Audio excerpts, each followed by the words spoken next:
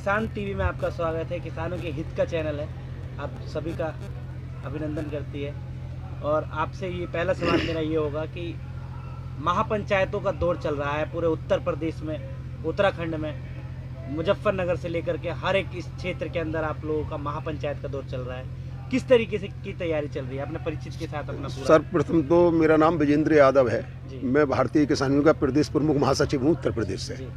और सर्वप्रथम आपको हम बधाई देना चाहेंगे, आपने चैनल किसान के नाम पर रखा है और किसानों की बात उठा रहे हैं, इसके लिए आपकी और आपकी टीम को बहुत बहुत धन्यवाद। दूसरा ये है कि ये कुछ बीजेपी के लोग कुछ भी कह देते हैं, उन्हें दिखाने के लिए वो पहले कह रहे हैं कि कुछ चंद किसान हैं, तो उनकी आंखें खोलने के लिए महापंचायत की जा रही हैं। अभी 12 तारीख में हमारे 12 फरवरी में बिलारी में हुई है। अखबारों ने इतना लिखा है कि शायद पूरे जनपद में इस तरह की पंचायत आज तक किसी नेता की नहीं हुई। लाखों की भीड़, हजारों वाहन, 2-2 किलोमीटर तक पब्लिक ही पब्लिक। तो इस 3 कानूनों को लेके और एमएसपी की बात को लेके देश का किसान का बच्चा जाग गया है।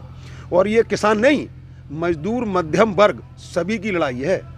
आज जो हम लड़ाई लड़ रहे हैं, किसान का तो इसमें नुकसान है ही, सबसे ज़्यादा जो बड़ा नुकसान होने जा रहा है वो उपभोक्ता के लिए जा रहा है। जैसे ये 2 रुपये की पानी की बोतल मिलती है, जिसमें मात्र 2 रुपये की अधिकतम लागत होगी, वो 20 रुपये ही मिल रही है।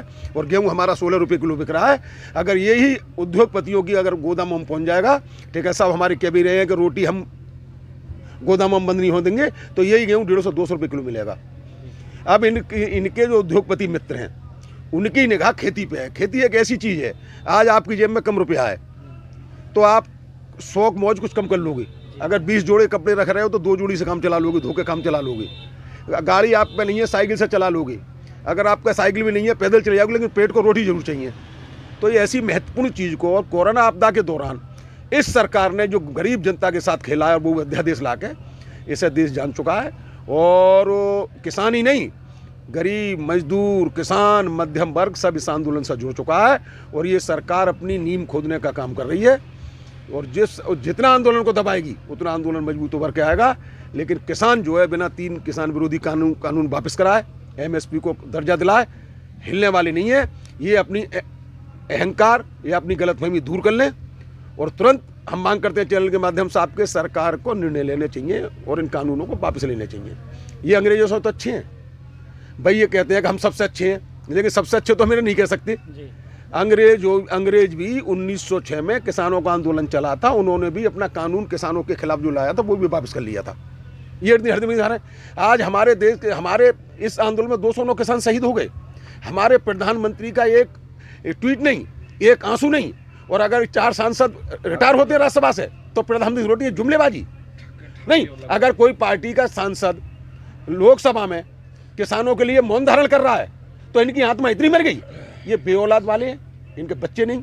इनकी बिल्कुल स्थिति ऐसी है, इनके साथ बहुत बुरा होगा। जैसा हिटलर ने भी साथ लास्ट में सुसाइड किया ना था। हमें तो ये लग रहा है कि मोदी ने इतना दमन कर लिया जनता का, इन्हें किसी दिन पश्चाताप आएगा तो इन्हें भी सुसाइड करना पड़ेगा।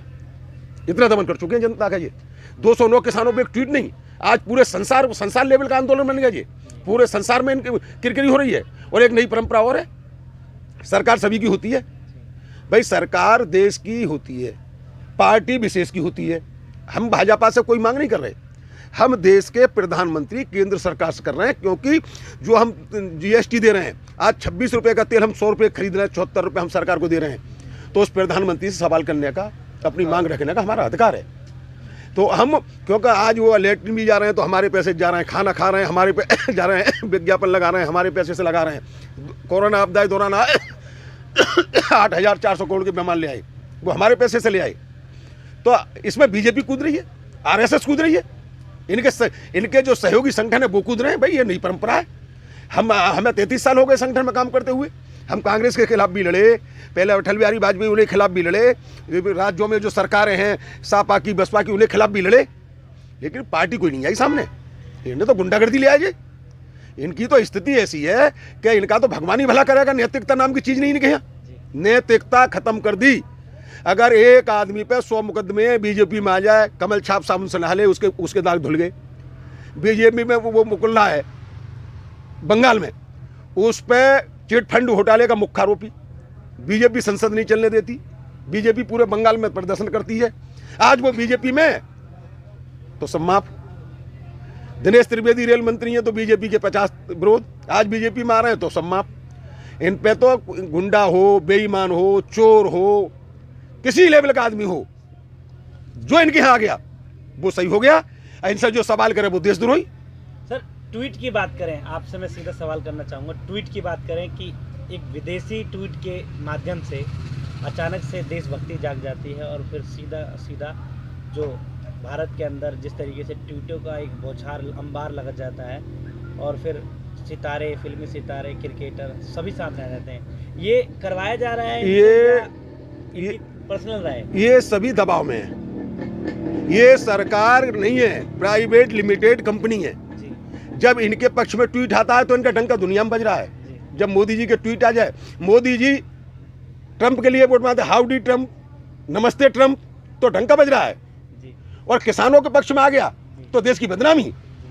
जब इनके पक्ष में कुछ हो, जब ये विदेशों में जाकर बसों से और लोगों को लेकर आदमी इकट्ठे करवाते हैं वहाँ, अपनी ताली बजवाते हैं, तो डंका बजता है। अगर किसी की आत्मा रोई, अगर किसी की आत्मा को किसानों के आंदोलन से कष्ट हुआ, उसने अगर ट्वीट कर दिया, हम तो सही मानते हैं, उसका स्वागत करते हैं, हम तो उसका स्वागत है। अगर यही ट्वीट मोदी जी के पक्ष में आया होता तो हेडलाइन चल रही होती। ये साजिश बताई जा रही है कि ये पूरा साजिश रचा जा रहा है, विदेशी मियाँ खलीफा ये सब ये जोड़े जा रहे हैं, नए नए नाम जोड़े जा रहे हैं, क्या कहेंगे? साजिश सरकार की है। सरकार ने अपना आईटी सेल और ये सब लोग दबाव में हैं। आज स्टैंडर्ड ये है कि ना तो स्वतंत्र पुलिस, ना स्वतंत्र सीबीआई, एक सुप्रीम संस्था हमारी सुपर थी, वो भी उम्मीद नहीं, सुप्रीम संस्था भी सुप्रीम नहीं रही। आज स्थिति ये है कि लोकतंत्र से, न्यायपालिका से और जो चौथा स्तंभ मीडिया का, इससे जनता का विश्वास उठने लगा है। हमने तो टीवी उठा के हमारे किसानों ने अपने घर में बंद कर रखे हैं। ये आपके ये चैनल चल रहे हैं, इन पे जनता विश्वास कर रही है। दिन भर यूट्यूब पे खोजते हैं लोग किसान आंदोलन, यूट्यूब पे खोजते हैं। ये चैनल जो बड़े बड़े वो लगाए फिरते थे, उन्हें कोई नहीं पूछ रहा, क्योंकि उनके जो नौकर हैं, आप भी उनके यहाँ नौकरी कर रहे हो, तो वो मालिक जो कहेगा वो आपको करना पड़ेगा। यहाँ जो चैनल वाले हमने देखे थे कि टिकैत साहब की अरबों की संपत्ति बता रहे हैं, दिन भर यहाँ 2 महीने 75 दिन वो जो पत्रकार था वो टिकैत साहब की जय जयकार करता था कि टिकैत साहब जैसा नेता नहीं है। लेकिन जब उस पर दबाया गया तो क्या घोषित संपत्ति है, तो टिकैत साहब ने कह दी भैया ला दो संपत्ति, तो टोटल देश की संपत्ति मेरी है, लाओ मैदान में लाओ। ये तरह तरह के सरकार डर गई है, बहुत बुरी तरह सरकार घबराई हुई है। लेकिन अब ये निकलने का रास्ता ढूंढ रहे हैं। तरह तरह के 26 तारीख में इन्होंने घटना कराई, उससे किसान उभर आए, तरह तरह के आरोप प्रत्यारोप लगा रहे हैं। लेकिन सच्चाई के संग भगवान होते हैं, धर्म के संग भगवान होते हैं। मेरा एक आपसे सवाल है कि ये 28 तारीख के शाम को जिस तरीके का माहौल था, वहाँ पे मोर्चा संभालने के लिए भारतीय किसान यूनियन के अधिवक्ता राकेश टिकैत जी मौजूद रहे। उन्होंने अपनी कमान संभालते हुए, भावुक होते हुए आंदोलन का रंग बदल दिया। क्या कहेंगे उसके बाद, कैसे ये तस्वीर? वो सत्यता थी, उनके दिल की आवाज़ थी, और उनके दिल की आवाज़ को भगवान ने सुना और जनता ने सुना, और जनता ने ये हाल कर दिया। फिर देखा आपने कितनी पब्लिक और कितने लोग हैं। वो उनके दिल की आवाज़ थी। उन्हें कष्ट था कि हम इस स्वतंत्र देश में, एक लोकतांत्रिक देश में अपनी जनता को न्याय नहीं दे पा रहे। वो उनके दिल की आवाज़ थी, और वो दिल की आवाज़ हमेशा आंदोलन को जिताएगी। आज नहीं तो कल जीतेगा किसान। किसान विरोधी कानून वापस होंगे, आज नहीं तो कल जरूर वापस होंगे।